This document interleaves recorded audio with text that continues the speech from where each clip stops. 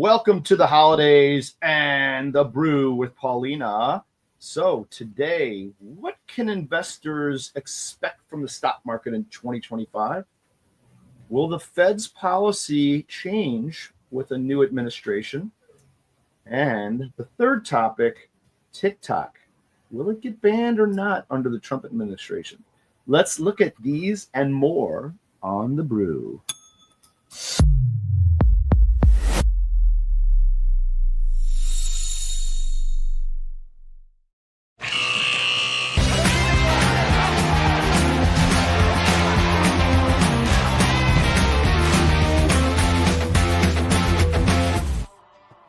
Good morning. Morning. Morning. Oh, yeah. Much more music to come in the new year. I can't wait. I love it.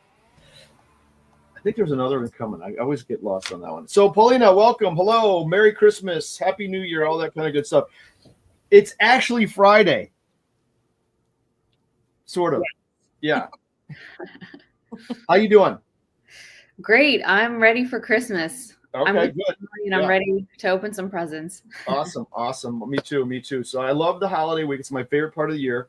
It starts on the Monday of Thanksgiving every year for me. Okay. And then it's just a bender 10 years. through the new year, all the way through. So I'm in seasonal form right now for benders. So yeah, none of this BS of not drinking on Monday, Tuesday, Wednesday. It's out the window until after the new year. I like it. Yeah. Anywho, very French of you. Very French of me. So we're not going to do a long one today. We're going to just kind of go easy because it's the holiday week. But we do want to get Paulina's outlook on the stock market in 2025. Let's start there. What do you say, Paulina? Yeah, I think we kind of got a little spoiled as investors over the past few years with these outsized gains from the market. Coming into 2025, I don't think we're going to be expecting as outsized gains as we had in the previous few years. So investors should expect the market to have moderate gains. And there's a couple reasons for this. There's a lot of uncertainty when it comes to how the economy is going to perform and how monetary policy is going to perform as well. So different analysts on the street, they're projecting that the S&P can rise around 6,500 to 7,000 by the end of 2025. And that would represent roughly a 9% to 10% gain, which is still a lot, including dividends. That would mean that for the third consecutive year, there's been gains for the S&P, but that is, a far cry from the previous years when we saw 20% plus gains. So in terms of the broader market, that is what should be expected. Okay. So what do you think? What are some of the factors that contribute? Does interest rates play in that assessment at all? Among some other things, what do you think? Definitely, interest rates, huge, inflation, as we mentioned, economic growth. It depends.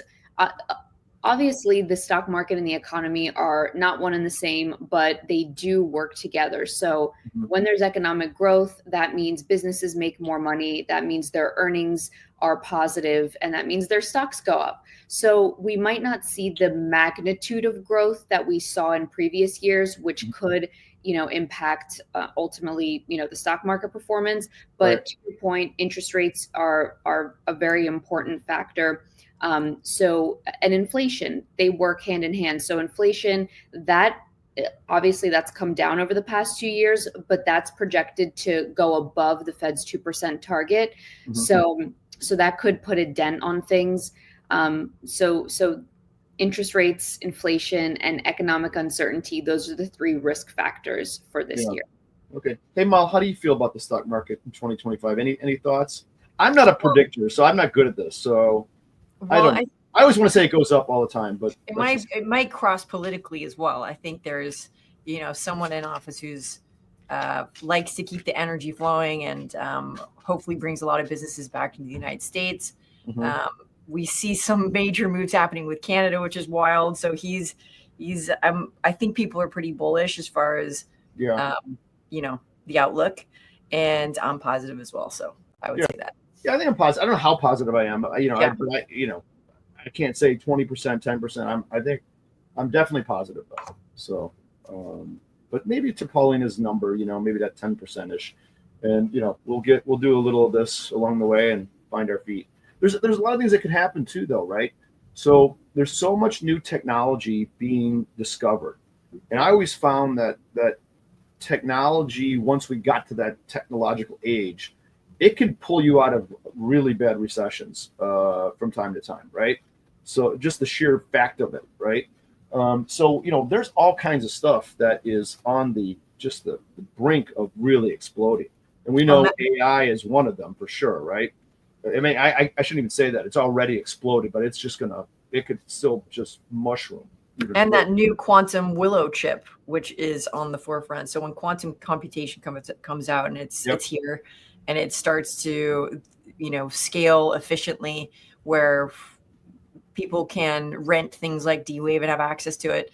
I think it might affect trades as well. I mean, the scenario tools using quantum would be unbelievable. But then, what are the downsides? You also have major corporations being possibly, and this is probably down the road, major corporations being hit by cryptography issues with quantum computing. So that's how are they going to be affected? So I absolutely agree.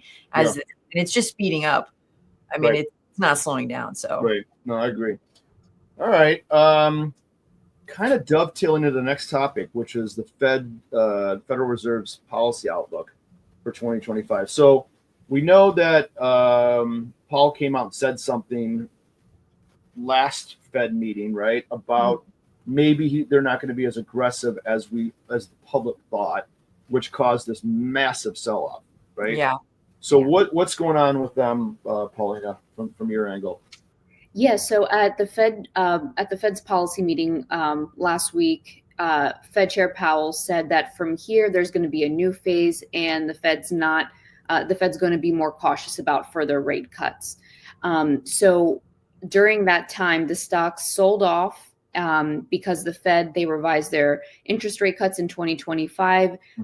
Their original projection was 4 rate cuts for the year. That went down to only 2 rate cuts. I think 2 quarter point cuts for 2025. Right.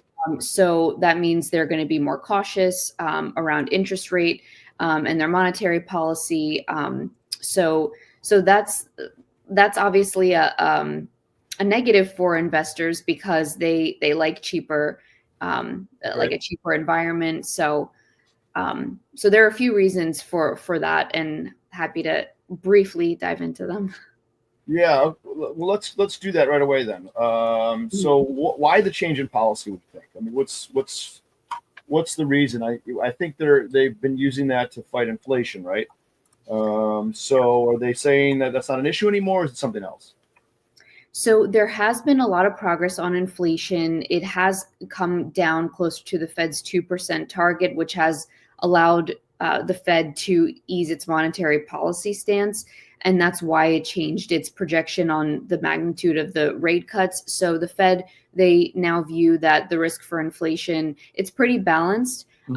The other mandate, of course, in addition to keeping inflation at 2%, is unemployment and keeping that at a reasonable level. So unemployment still remains an elevated risk for the Fed. So they're going to shift their policies accordingly, but that does seem like it means that fewer rate cuts for next year. Yeah. Okay. From the left coast, Molly Morse. I know. Let me just. Yeah. I think it's interesting that President, can't dismiss the chair of the Fed before their term is what is that about? I didn't actually know that. I didn't know that either, actually. So what's going on there? Is that like a lifetime position, like a judge or something? No. So like when you, I think this is probably its own show we should do, but you want to look at the resumes of the people in the Fed, and there's a lot of, you'll see Simon and Cromwell. So you'll see ex-vets from there, and they have a lot of banking clients and a lot of so you have this sort of a governing body shouldn't be compromised in the sense that if these guys are looking to either get employed or still, indirectly with a legal firm like Simon and Cromwell, but they're governing in the protection of all of us, is it clean? Right. And so if it's not, how does that get regulated by the people, since it's there for our benefit? And I think it's coming to light that the president does not have authority to dismiss the chair of the Fed before their term, and in which case can then the Fed act as a constriction to improving the economy if politically they don't see eye to eye. I would say that is something to look at. Right. Interesting. Okay. How long is the term, by the way? That's a good question. Let me look it up. We're ChatGPTing right now. We are. Do you know, Paulina? Transhumanism. I'm not at sure. its best, right here. What's that, Paulina? Sorry. No, I wasn't sure, but I do know he's not the chair of the Fed isn't democratically elected like public office officials are. So the rules are a little bit different for the central bank, I guess. Right. So he goes through February of 2026 is what I got. Did you see the same thing? Yeah. So that, by the way, that was the reappointment. He was reappointed by Biden for a second term. Began on the February 5th of 2022, and will go through February 4th of 2026. So that's a 4-year day. So they get to serve 4 and 4 like the presidents do. Right. So if that's a crossover, and that's a huge, break to put on pushing for the economy, that's something big to watch. And I think that came out when Jerome announced he's like, I'm not going anywhere. Yeah.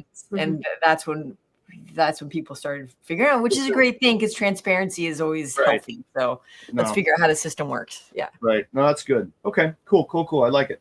Let's move to TikTok.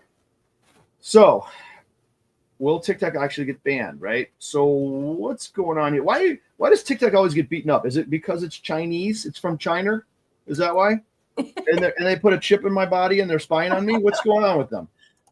Yeah, that's exactly what's going on. So TikTok, this isn't anything new. It's been under regulatory scrutiny for years now, but it does face a potential ban on January 19th, 2025.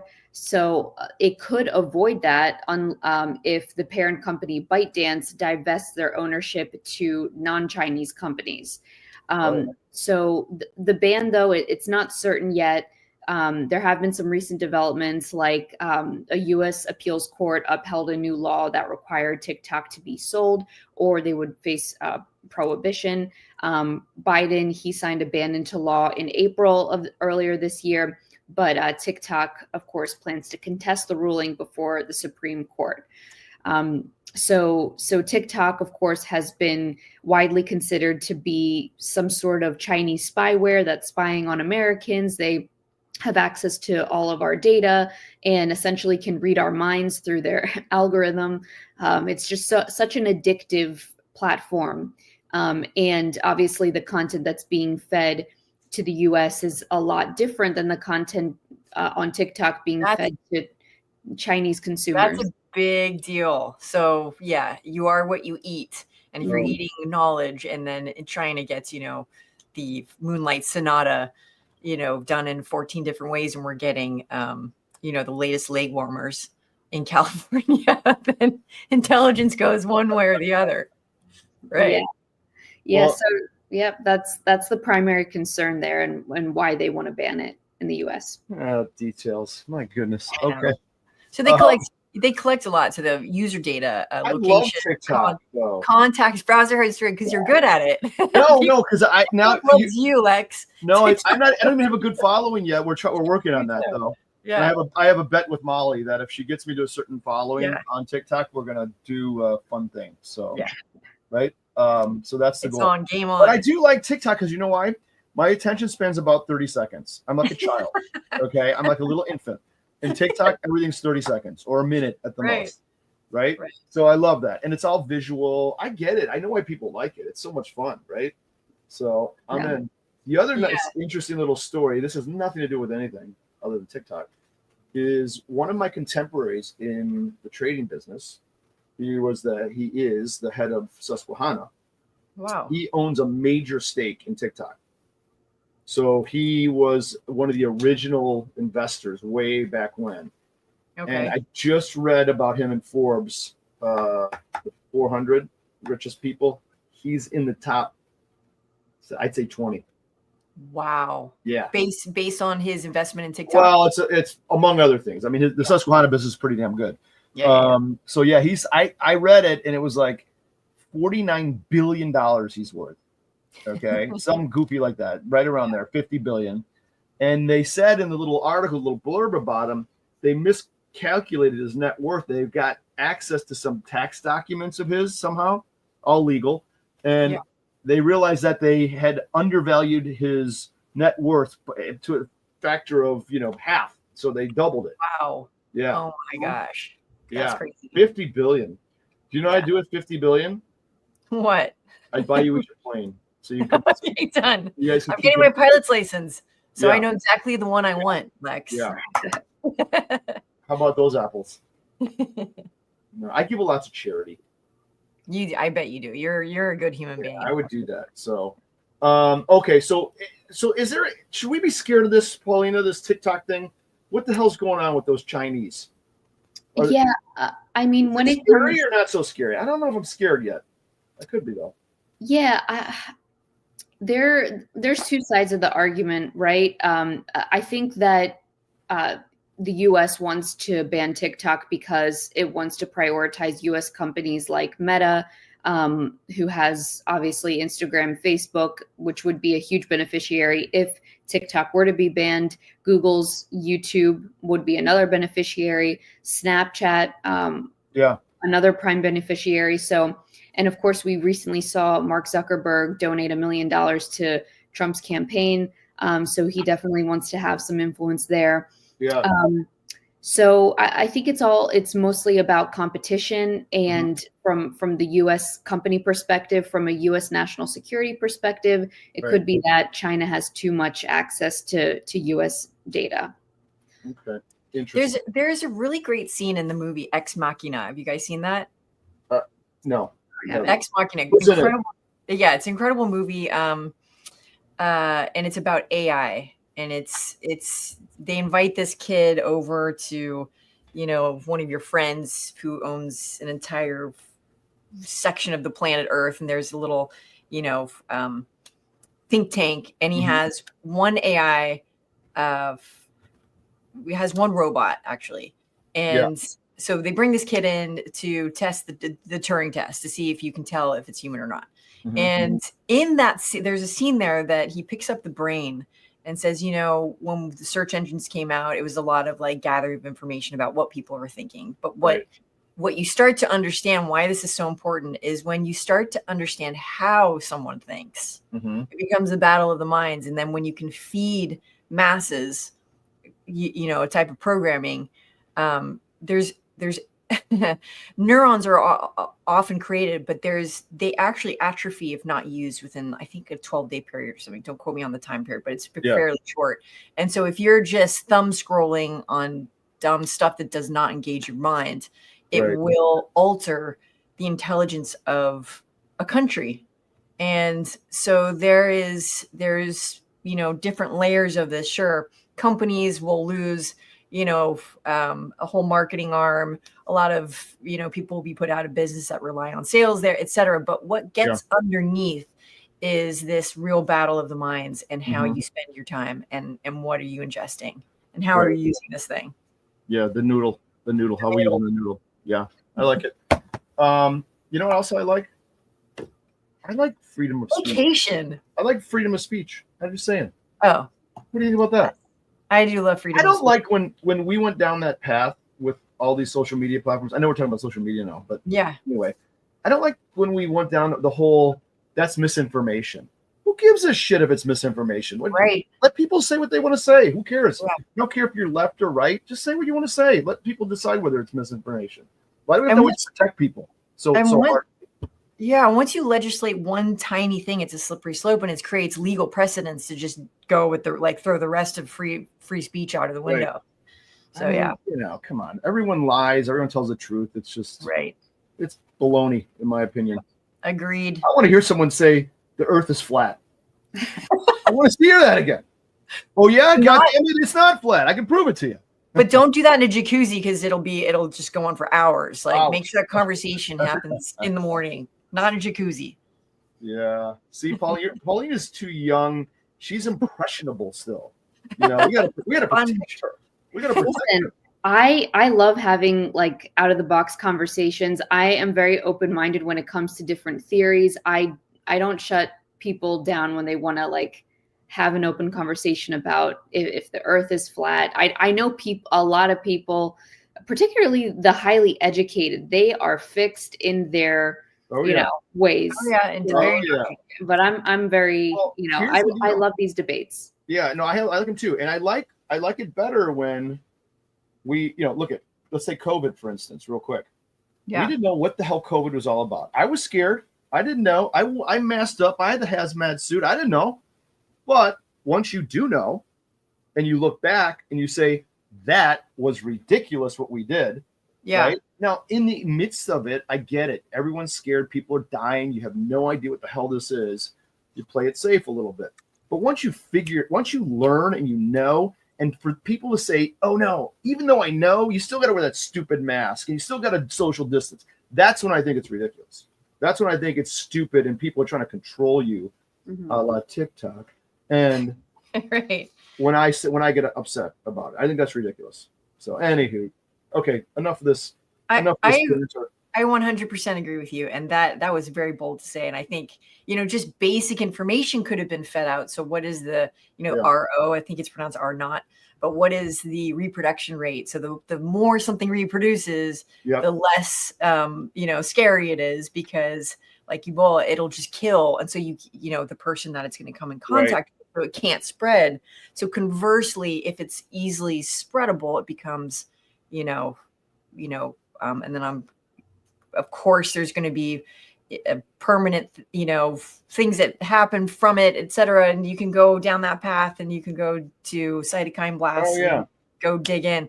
But that tool could have been used for real education on what viruses are. So I will agree with Lex, yeah. All right, so we're going to have to go here because, I got to be honest. It's time for party time. And the other thing, too, is when you travel, one of the no-nos is wearing cargo pants. So don't do that because the TSA will look at you differently because of the pockets. I just learned that just now. No way. Yeah. And the other one is don't pack wrapped gifts. No bueno. Okay. Yeah, no bueno. There's 8 little steps or 8 little secrets to getting through TSA fast. Okay. Obviously, the liquid thing is easy. That's an easy one. 3.4 ounces, yada, yada. Okay. But those two I didn't know about, the cargo pants and the wrap gifts when you travel. Wrap them when you get there. Yeah, and don't have a crazy look in your eye. So just I always go crazy. I'm like, stay calm. All right, guys. Thanks. All right, Paulina, have a great Christmas. Yeah. Thanks, guys. But you already had a great Christmas. Molly, happy holidays. You're way back on the West Coast, and we haven't got Christmas for you yet. You're right. So, all right, guys, have a good one. We'll see you in the new year. All right, bye, everyone. All right, bye.